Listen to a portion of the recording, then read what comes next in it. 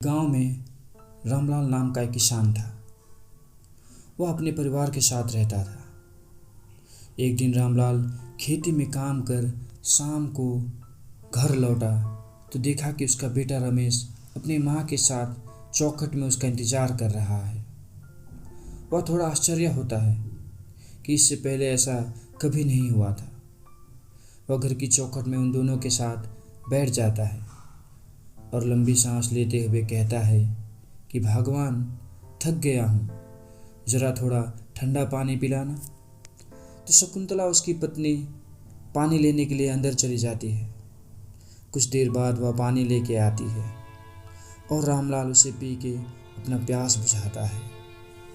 रामलाल उन दोनों को ध्यानपूर्वक देखता है और पूछता है कि क्या बात है, तुम दोनों इतने खामोश क्यों दिखाई दे रहे हो। तो शकुंतला कहती है, क्यों हमारा बेटा रमेश शहर जाकर आगे की पढ़ाई करना चाहता है। तो रमेश भी कहता है, बाबू, हम पढ़ना चाहते हैं, अपने जीवन में कुछ करना चाहते हैं। यह सुनकर रामलाल भावुक हो जाता है और उसे शहर भेजने के लिए राजी हो जाता है। रामलाल और शकुंतला खेत के कुछ हिस्से को बेचकर उसे पैसे देकर शहर भेज देते हैं। देखते ही देखते कई साल बीत जाते हैं और इस बीच शकुंतला भी इस दुनिया से जा चुकी थी। उधर रमेश एक सफल आदमी बन चुका था। उसकी नौकरी लग चुकी थी। रमेश शहर के एक मकान में अपनी बीवी और बच्चे के साथ रहता था।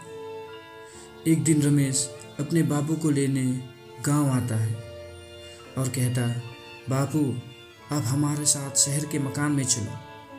कब तक यहाँ अकेले रहोगे? आपको देखने वाला भी कोई नहीं है। रामलाल अब बूढ़ा हो चुका था। वह खाने पीने और चलने में भी थोड़ा सा असमर्थ था। बेटे की बात सुन उसकी आंखों में आंसू आ जाते हैं और उसके साथ वह चलने को राजी हो जाता है। वे शहर पहुंच जाते हैं।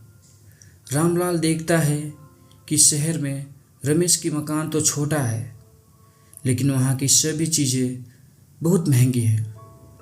वह अंदर ही अंदर बेटे की तरक्की देख खुश होता है। रात को सभी एक साथ डाइनिंग टेबल में खाने के लिए बैठते हैं। रामलाल खाना खाते वक्त बहुत सारे खाना टेबल पे गिरा देता है। यह देख रमेश की पत्नी रमेश को घूरती है क्योंकि टेबल गंदा हो गया था। दूसरे दिन वे फिर से सभी एक साथ खाने के लिए बैठते हैं, पर रामलाल बूढ़ा होने के कारण लाचार था। उससे एक गिलास भी उठाने की क्षमता भी उसमें कम हो चुकी थी।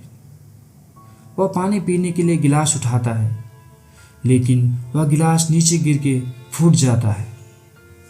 इससे दोनों रमेश और उसकी बीवी चिढ़ जाते हैं। जैसे तैसे एक हफ्ते बीत जाते हैं और रामलाल के हाथों से कुछ न कुछ गड़बड़ी होते रहती है और इस सब से रमेश बड़ा परेशान हो गया था। वह अपने पत्नी को कहता है कि बापू रोज़ कुछ न कुछ तोड़ देते हैं और पूरा खाना गिराकर टेबल को गंदा कर देते हैं। इसके लिए कुछ सोचना पड़ेगा। दूसरे दिन रमेश एक लकड़ी का टेबल लाता है और लकड़ी के कुछ बर्तन में टेबल को घर के कोने में रख देता है और उस लकड़ी के बर्तन में अपने पिताजी को खाना देता है। यह सिलसिला कई दिनों तक चलते रहता है और यह दृश्य रमेश का बेटा रोज देखता है। एक दिन रमेश और उसकी पत्नी ऑफिस से वापस आते हैं और देखते हैं कि उसका बेटा जमीन पे लकड़ियों के साथ खेल रहा है। तब रमेश पूछता है, बेटा, यह क्या कर रहे हो? ऐसे लकड़ियों के साथ नहीं खेलते हैं। तो वह छोटा सा बच्चा कहता है, पापा, मैं लकड़ियों से नहीं खेल रहा हूँ, बल्कि इससे बर्तन बनाने की कोशिश कर रहा हूँ, जिसमें मैं आपको बुढ़ापे में खाना खिला सकूँ। अपने नादान बेटे द्वारा दी गई यह सहज बात दोनों के दिल में तीर की तरह उतर गई। दोनों एक दूसरे के चेहरा देखने लगे। बिना कुछ कहे दोनों की आंखों में आंसू आने लगा और उन्हें अपना भविष्य की किताब उनकी आंखों के सामने खुलती नजर आई। दोनों समझ गए कि आगे उन्हें क्या करना पड़ेगा। अगले दिन कमरे के कोने से वह पुराना टेबल हट जाता है और अब बूढ़ा पिता और सब परिवार मिलकर साथ में खाना खाते हैं। कोई उनके लाचारी से नहीं चिढ़ता है।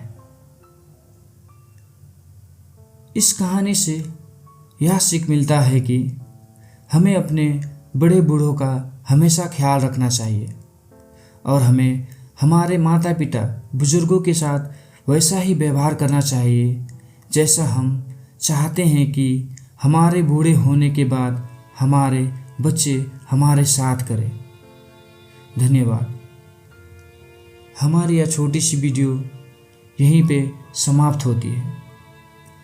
आपको यह वीडियो कैसा लगा हमें कमेंट करके बताइए और हाँ, वीडियो को लाइक और शेयर करें।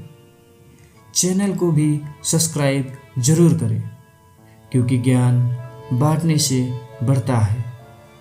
धन्यवाद।